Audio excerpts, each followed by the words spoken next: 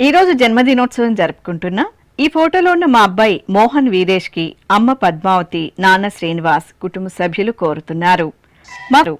ఈ రోజు పుట్టినరోజు జరుపుకుంటున్న మీ అందరికీ శ్రీ వెంకటేశ్వర భక్తి ఛానల్ తరపున శుభాకాంక్షలను, సర్వ శుభంకరుడైన శ్రీనివాసుని దీవెనలను అందిస్తున్నాం.